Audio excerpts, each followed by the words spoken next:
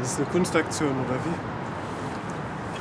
Also darum geht's, ja. Achtung, dieser Bereich wird nicht videoüberwacht. Das ist von euch? Habt ihr das denn gesprüht oder habt ihr den Ort einfach gefunden? Ja. Was ihr macht, ist schon ziemlich provokant. Das ist schon... Also ihr wisst nicht, wo ihr gerade seid, oder? Woher kommt ihr? Ja? Warum sollen wir Angst haben? Ich frag nur mal so, seid ihr versichert? Gut versichert? Okay. Warum? Weil ihr seid echt gutmütig, ne? Hier mit eurem Material hier so rumzulaufen, Handy raus und so. Ich klau dir dein Handy, ich klau dir das, ich klau dir das. Und dann, was dann? Warum habt ihr ein Problem mit Kameras in der Stadt? Und mit Überwachung, obwohl es um Transparenz geht und so heutzutage. Ja, es geht um Sicherheit, deswegen Kameras überall. Kameras, bitte, wir haben Angst. Wir haben Angst, Deutschland, wir haben Angst. Ist nicht gut.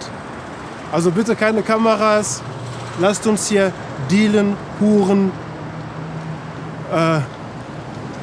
böse Geschäfte machen, Drogen konsumieren. So, die Filmakademie Baden-Württemberg realisiert hat. Ja, ich brauch das echt wieder.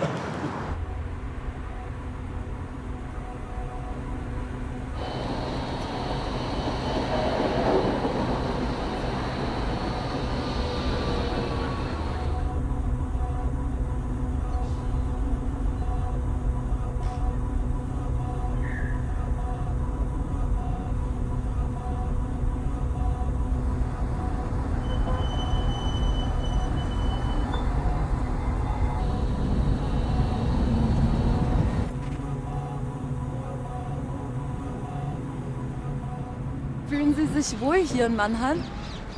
Ja, schon, ja. Aber man muss mal vorsichtig sein, ja. Sag mal, eine Mutter von 4 Kindern hat Kopf wie ein Radar.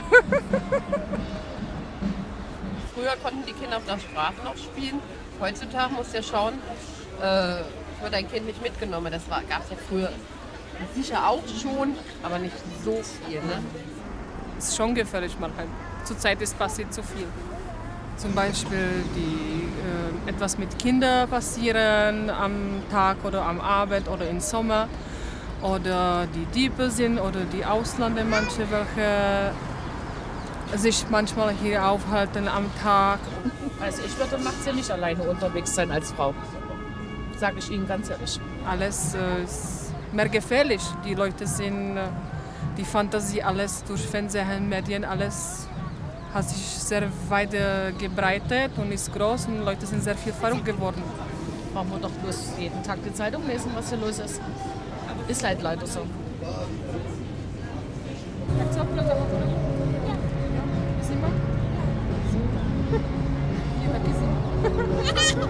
Ich muss ehrlich sein, Mannheim, ich wohne schon seit 19 Jahren und ich finde es einfach nicht mehr schön.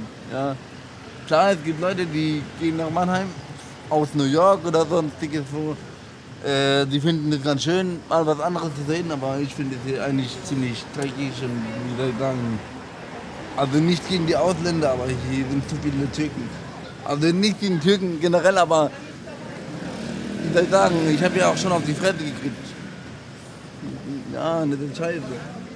Deswegen, hier das ist kein Deutschland mehr, finde ich. Hier leben vielleicht 99% Ausländer, wie, weißt, das ist 1% Deutsche hier und das ist einfach, das ist nicht mehr schön, finde ich. Naja, aber das ist halt so. Ja, kann man nicht machen. Sagen wir so, welche Ausländer? Ausländer ist ein großes Wort. Ausländer sind von überall. Ja, ich will jetzt nicht genau nennen, ich will niemanden in den Mund nehmen sozusagen und niemanden beleidigen. Vielleicht viele wissen, um was geht, um das geht. Mehr sage ich dazu nicht.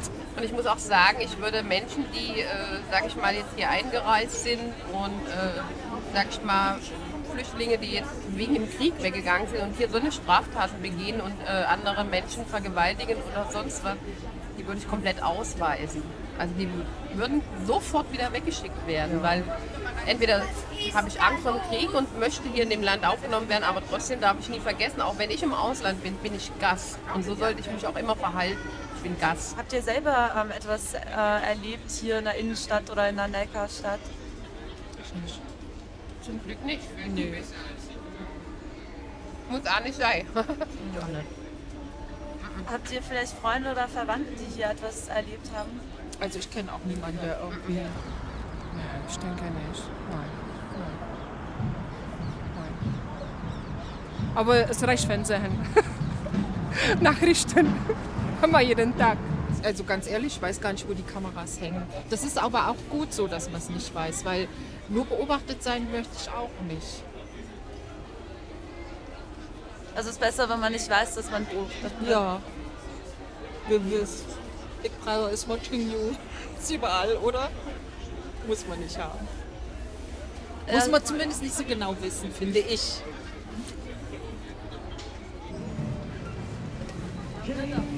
So, wichtige Information für die Kinder. In 2 Minuten beginnt das Märchentheater.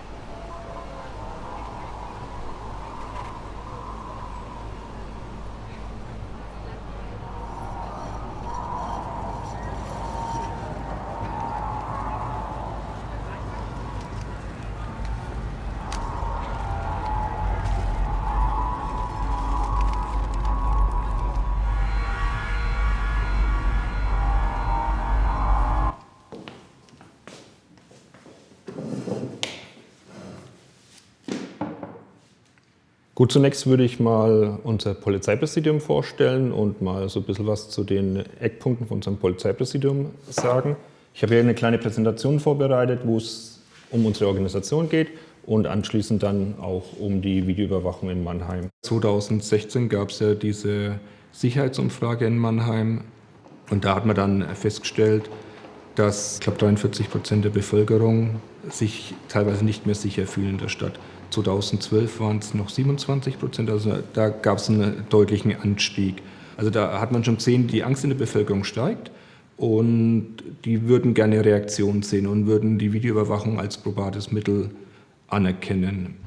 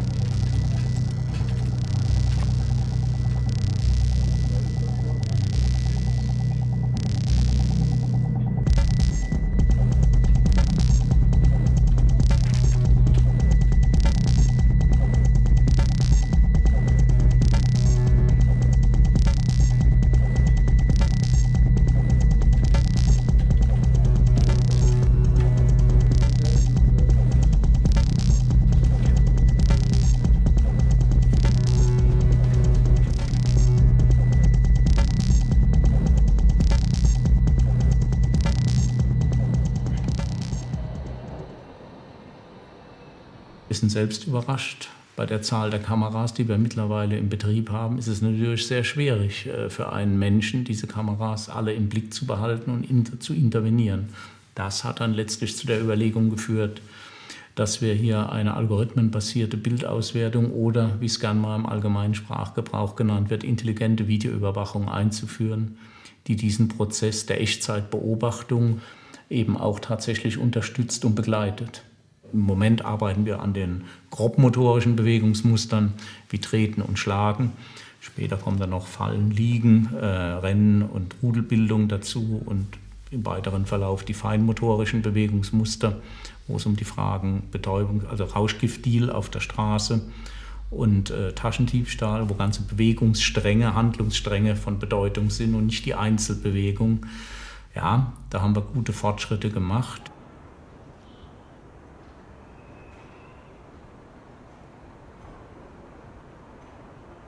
Das ist wahrscheinlich für einen Computer unglaublich schwer zu erkennen, ob sich jetzt zwei Menschen einfach freundschaftlich anrempeln, die aber eigentlich irgendwie befreundet sind, einfach nur zum Spaß machen, oder ob da jetzt schon irgendwie eine aggressive Handlung im Gang ist. Das ist ja ohne Kontext wahnsinnig schwer zu verstehen. Das ist ja für Menschen auch nicht leicht zu entscheiden unbedingt. Man sagt, also hier hast du Personen, ja, und dann lernt die Maschine selbstständig, wie sieht eine Person aus. Und das Gleiche funktioniert mit bewegten Bildern eben auch. Also das ist eine laufende Person, das ist eine stehende Person, das ist eine springende Person. Jetzt im Fall KI-Überwachung, das ist eine fallende Person oder das ist eine Person, die eine andere Person attackiert zum Beispiel.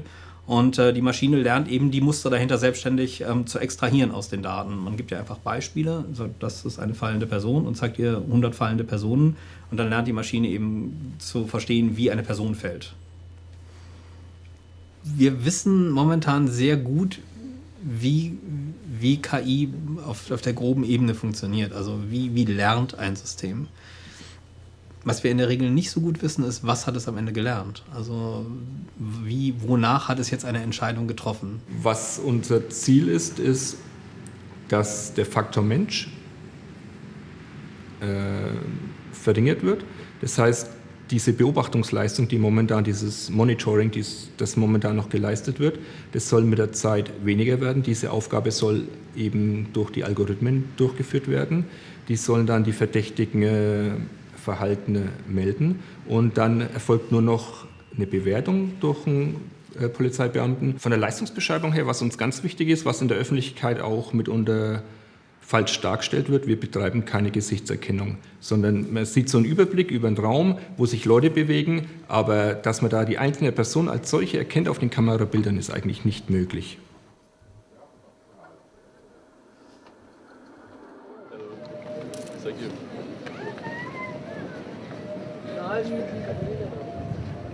Wussten Sie, dass es diese Kameras gibt? Nee, eben nicht. Also bis du es mir gezeigt hattest. Ich finde, wenn halt im Prinzip halt mehr Menschen sozusagen halt selbst Initiative ergreifen, beziehungsweise immer auch dann halt irgendwas sagen, also sprich immer auch eingreifen und nicht nur einfach wegschauen, dann braucht man keine Kameras. Vielen Dank, Dankeschön. Hast du Vertrauen, dass die Polizei oder der Staat dich beschützen? Gewisse Menschen schützen sie schon, klar, aber halt, ich bin zum Glück eben, hab 2 Beschützer hier und die schützen mich eigentlich immer so. Das sind einfach so gewisse Klischees. Halt nur. So ist auch ab und zu mal mit der Polizei. Es war jetzt mittlerweile seltener geworden. Aber eben, wo ich jetzt einmal buntere Haare hatte, da war es irgendwie halt normal, dass irgendwie halt die Leute oder die Polizisten mindestens 1-2 Mal die Woche irgendwie mich kontrolliert haben einfach. Gewisse Leute, die halt sagen wir, bunt gekleidet sind dann nicht gleich irgendwie kriminell. Kriminell, sagt man so schön, sind die einen Anzug tragen. Das sind die Kriminellen. Nicht die Tätowierten.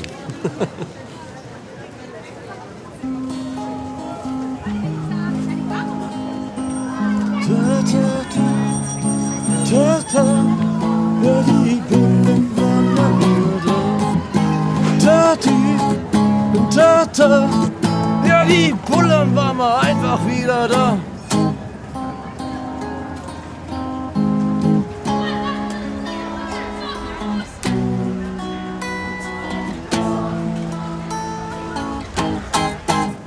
Also im Endausbau soll es so sein, wenn eine Person eine Straftat im videoüberwachten Bereich begeht, dann löst dieses Verhalten einen Alarm aus und ab diesem Alarm, wenn der von den Kollegen bestätigt wird, wird diese Person auch im Kameranetzwerk getrackt. Eines der Merkmale ist natürlich die Kleidung, aber ein anderes Merkmal ist auch die Bewegung der Person. die unterscheiden sich wohl dementsprechend, dass man dadurch eine Person feststellen kann. Aber wie da die Feinheiten sind, ist nicht so mein Bereich.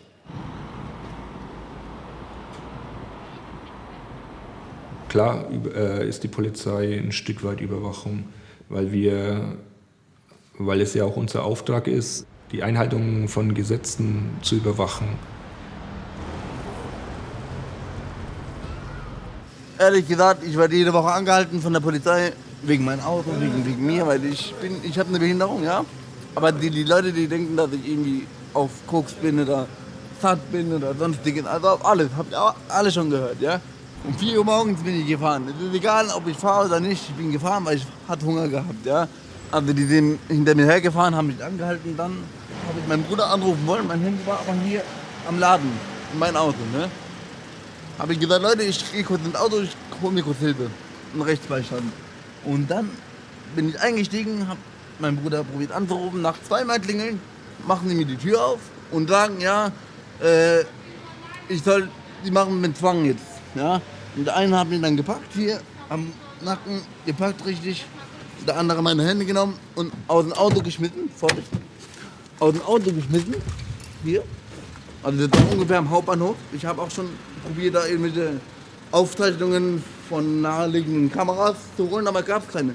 Es gab keine Kameras dafür. Und die wollten, dass ich ins Auto steige, ja, durch meine Behinderung. Also Sie müssen sich vorstellen, ich war so, ja, und hatte die Tür aufgemacht und das war genau die Situation wie hier. Wie soll ich da einsteigen? Wie soll ich einsteigen, wenn der Beifahrer komplett hinten ist? Ich habe das probiert, das ging nicht, ne? Es ging nicht. Habe ich gesagt, das geht nicht, Leute, das geht nicht. Was macht er? Es geht doch wohl. Und dann nimmt er meinen Kopf, streckt ihn rein und tritt mich da so rein, Alter. 3-mal hat er mich getreten, Mann. Und dann lag ich da drin und denke mir, super, super Sicherheit. Ich habe nie was gegen Polizei gehabt, ne? Die machen ja auch nur ihren Job. Genau wie ich jeden Tag die Wände streichen tue, weißt du? Auf der Bullenwache, also zur Polizeiwache, nicht Bullenwache. Da musste ich mich dann komplett nackig ausziehen, ne? Komplett nackig, obwohl ich nichts hatte bei mir. Ich hatte nichts. Ich habe keine Anzeige, gar nichts. Ich habe nie was gehabt mit irgendwelche Leute da so was. Ne? Da war ich in einem Raum drin mit 5 Beamten. Und da musste ich mich, also da hat er mir gesagt, Jacke aus, T-Shirt aus, dann kam ich mir schon dämlich vor. Und dann hat er gesagt, Schuhe aus, Socken aus und Hose aus. Und dann war ich mit Unterhose da. Ja, und dann hat er mir Unterhose aus. Ich denke mir, Junge, was ist los mit dir, Mann? Was? Ja, und dann habe ich ausgezogen, hat er gesagt, ja hier, zeigen Sie mal Ihr Arschloch. Und dann habe ich zu dem geguckt so, und habe dem doch richtig mein Arschloch so gezeigt. Ne? So. Weißt du, und dann, das muss doch nicht sein, ne? Da musste ich dann meine Fingerabdrücke abgeben und so weiter und so fort. Das hat aber jemand anderes gemacht dann. Der hat aber keine Ahnung gehabt, wer ich bin und was ich gemacht habe. Und der guckt mich an und denkt, ey, was hast du alles reingeschmissen in dir? Dann sage ich zu dem, ey, ich habe eine Behinderung, Mann. Ich habe gerade eben schon Drogentest gemacht, aber negativ. Was denkt ihr alle von mir, ja? Und nein, das ist, also meiner Meinung nach, Polizei macht seine Arbeit gut, aber es gibt auch schwarze Schafe, wie überall. Und das ist scheiße. Ja. Viva Marokkaner! Manche Leute, es ist ganz einfach, manche Leute, die man, sage mal, in Uniform einzieht oder sowas, agieren die ganz anders wie sonst im privaten Leben. Und das finde ich scheiße, okay? Ja, die sollen sich benehmen wie ganz normale Menschen. Und ich weiß es nicht, wie soll ich das ausdrücken? Gucken Sie mal.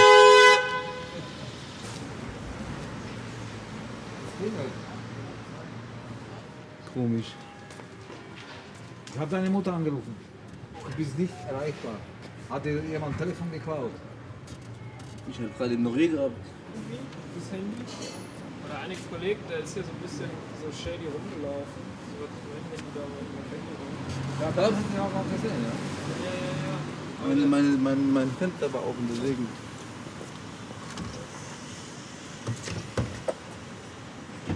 Aber ich will meine Bilder haben, Mann. Mein Laptop wurde auch geklaut worden. Ja, aber was möchtest du denn machen? Ja, ich will den suchen. Ja, ich sag, du, es ist nicht unsere Aufgabe, den Mann zu suchen, der Dieb, verstehst du? Du kannst das melden Da, jetzt müssen die dir wieder helfen. Das ist passiert, ich habe geparkt und darf ich den Namen nennen? Darf ich auch mal? Da wollten Leute einen Film drehen, beziehungsweise eine Dokumentation und da währenddessen hat mir jemand mein Handy geklaut. Wir haben das auf Video, wer das geklaut hat.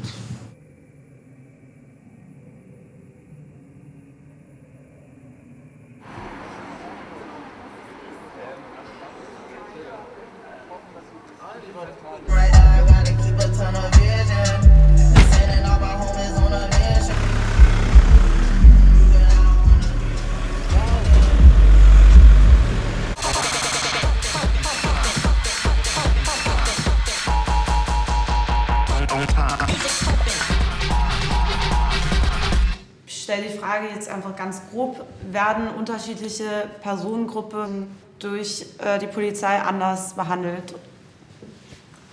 Anders behandelt oder anders wahrgenommen? Anders wahrgenommen. Im Vergleich zur KI. Also es ist natürlich so, dass ein Polizeibeamter im Lauf seiner Berufserfahrung Erfahrungen macht, auch Erfahrungen mit einzelnen speziellen Personengruppen und sein Handeln an diesen Erfahrungen anlehnt, was bei der KI so nicht der Fall ist. Wenn man es jetzt auf unsere Videoüberwachung überträgt, die KI wird jede Person gleich analysieren. Das heißt, jede Person wird als Person wahrgenommen, jede Person bekommt ein elektronisches Skelett und die Bewegungen dieses elektronischen Skeletts werden bei jeder Person gleich analysiert. Also ganz so einfach nur zu sagen, ich zerlege das in eine Kontur und gucke mir nur noch die Kontur an, ist es dann auch nicht, meiner Meinung nach. Es steht und fällt letzten Endes mit der Objektivität desjenigen, der die Trainingsdaten auswählt. Wenn ich bei den Trainingsdaten eben hauptsächlich verdächtige Personen aus visuell erkennbaren Kulturkreisen, sage ich mal, drin habe, dann wird die KI versuchen, dieses Merkmal auszunutzen, ob ich das möchte oder nicht.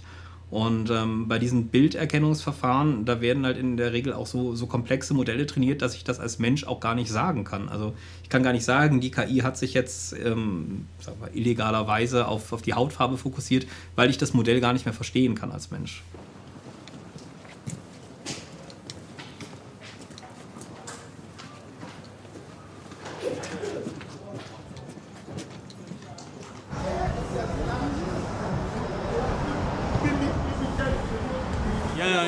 Il y a un bloc ici, quoi. Il y a un garage en dessous.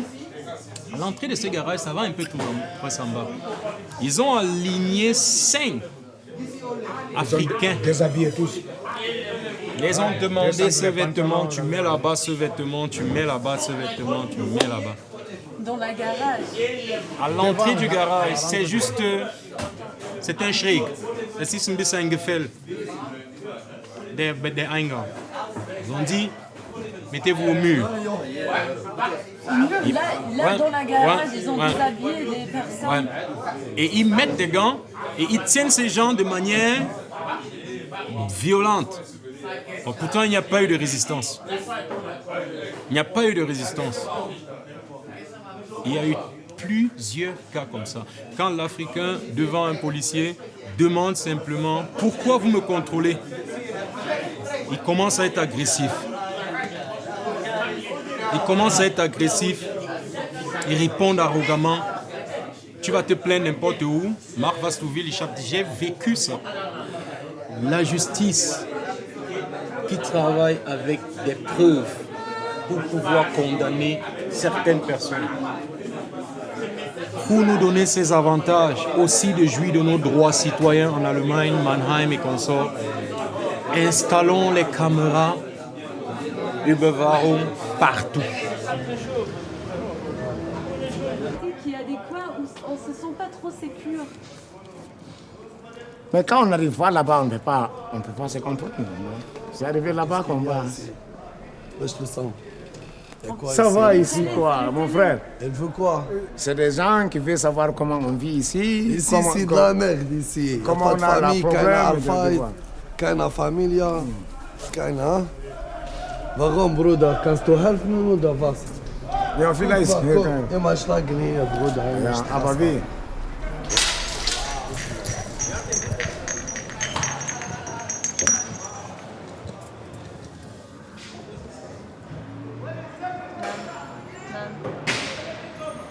Guck mal.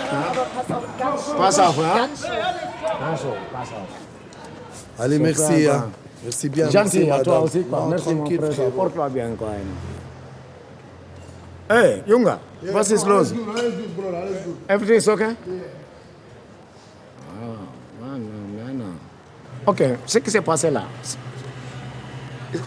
c'est entre noir et blanc. Quand je dis blanc, il y a des arabes, il y a. Tu vois quoi, la teint clair, quoi. Mais moi, j'apprécie pas ça. Pourquoi la violence? Ils sont tous des étrangers. Ils sont venus pour se chercher, quoi. Pourquoi ils se battent maintenant, quoi? Je comprends pas. Zagbas, it's normal, already, you know. It's RTL, you know, come on now. Ja, ich bin das für jeden. Ja, für jeden. Wenn das, ja.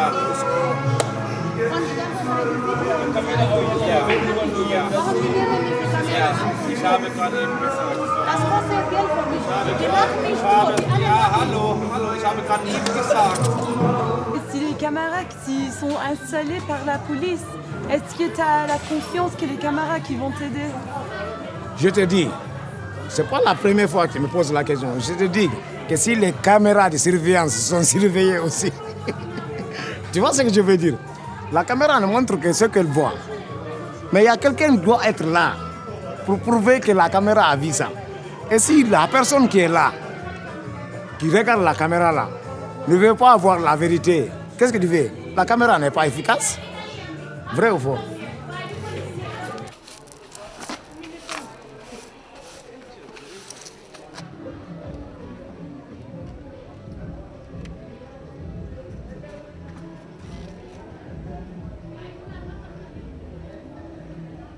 L'homme est né bon. C'est la société qui le rend méchant. Tout à fait, l'être humain est né très bien. C'est-à-dire quand tu viens dans le ventre de ta maman, tu as une autre position, quoi. Mais c'est la société, là où tu vis, là où tu as grandi, c'est là qu'on te transforme. J'ai plus peur, voilà. Je peux aller au front, je peux faire tout. J'ai pas peur.